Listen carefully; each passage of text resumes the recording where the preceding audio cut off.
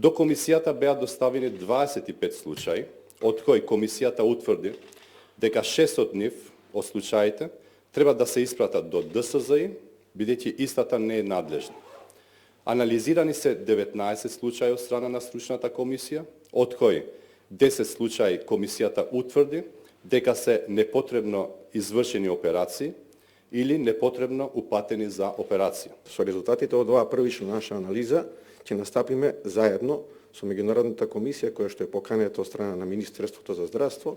во дополнителна анализа на овие случаи за кои што утврдивме проблематична индикација или евентуално проблем во поставување на индикации и поставување на некаква стратегија за лекување. Така да со конечните резултати и за овие пријавени случаи и со тоа што ќе го работиме во втората фаза се состои во влегување во институциите со некаква рандом стратегија која што ние ќе ја донесеме на следниот состанок, кај што ќе правиме на сите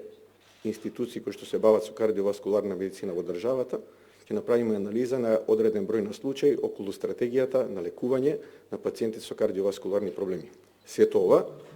во понатамошниот дел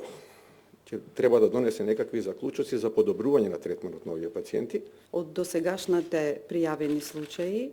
ние заклучивме дека за поголемиот број од нив имаме неправилно упатени и неправилно оперирани пациенти. За сега тие се заклучоците на поголемиот дел од пријавените случаи, а понатаму комисијата ќе се продолжи со утврдената методологија и за подетални информации ќе имате веројатно и конечен извештај.